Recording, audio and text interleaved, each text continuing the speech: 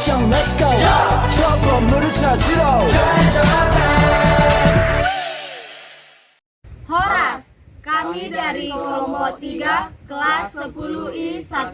Sebelumnya, perkenalkan nama saya Kritik Indonesia Muhammad Tobing dan rekan saya Walam Sari Maharaja dan rekan saya Yusuf Tobing dan rekan saya dan saya Dimas Hartonang. Kami di sini melaporkan teks eksposisi kami yang berjudulkan tentang Legenda Situmandi.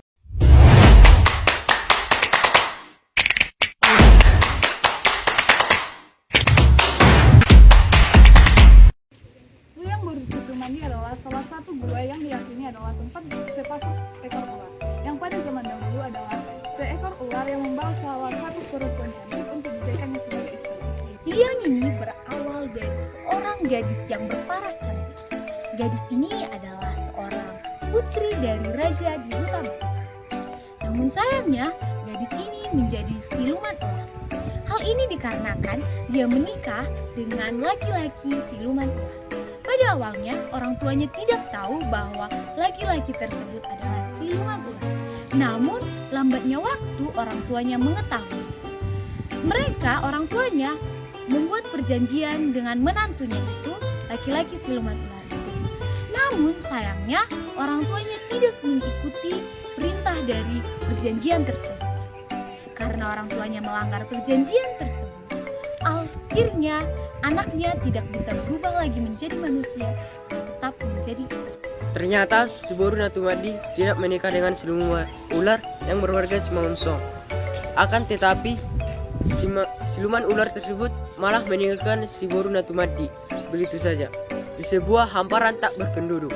Setelah ditinggalkan begitu saja, Siboru Natumadi terus-menerus menangis karena tertipu siluman ular tersebut. Namun ketika itu seorang pengembala datang dan menghampirinya. Pengembala tersebut juga terpikat melihat keindahan tubuh dan kecantikannya. Lalu si pengembala mengajaknya agar mau menikah dengannya. Gadis ini selalu dipingit oleh kedua orang tuanya karena parasnya yang cukup cantik bak seorang bidadari. Di zamannya, gadis ini yakini yang tercantik di antara gadis-gadis di Selendo atau Taruto. Berawal saat Siboru Natumandi di usianya yang sudah beranjak dewasa memiliki pekerjaan sehari-hari sebagai penenun ulos di sebuah tempat khusus yang disediakan oleh orang tuanya. Setiap hari Siboru Natumandi lebih sering menyendiri sambil bertenun. Kesendirian itu bukan karena keinginannya untuk menghindar dari gadis-gadis desa seusianya, namun karena memang kedua orang tuanya lah memingit karena terlalu sayang. Salah satu warga desa Huta Barat, yakni Lomo Huta Barat atau 51, yang mengaku satu garis keturunan dengan keluarga Siboru Natumadi. Belum lama ia berkata bahwa dulunya kampung halaman Siboru Natumadi adalah dusun Banjarno, desa Huta Barat. Namun dusun itu kemudian berpindah sekitar 500 meter dari desa semula dan sekarang diberi nama Dusun Nauli.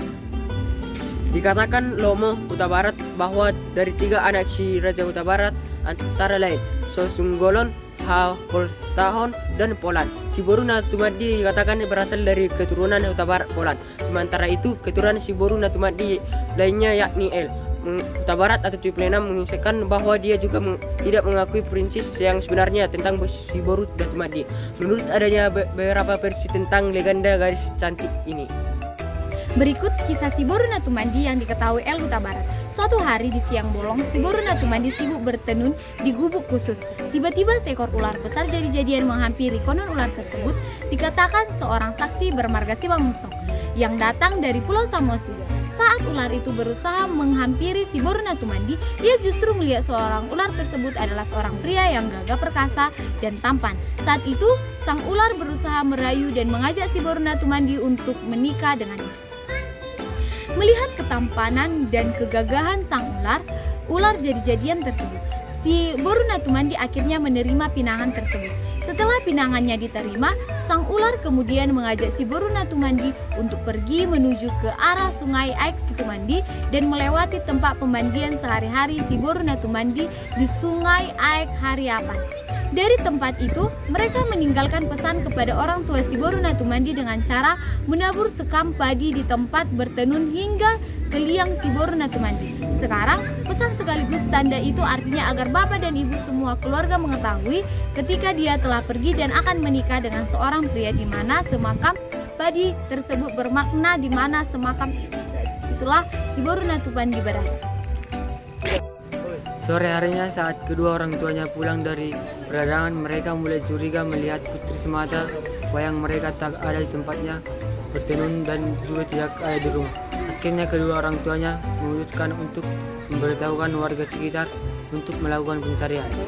Melihat sekam padi yang bertaburan bak sebuah garis bertanda dan bentak kuning ditemukannya si Boruna Tumandi hingga keesokan harinya akhirnya taburan seakan naik Tumandi dan berujung di sebuah liang. Gua hanya berjarak sekitar 500 meter dari kampung halaman si Boruna Tumandi. Diyakini kalau si Boruna Tumandi menikah dengan seekor ular.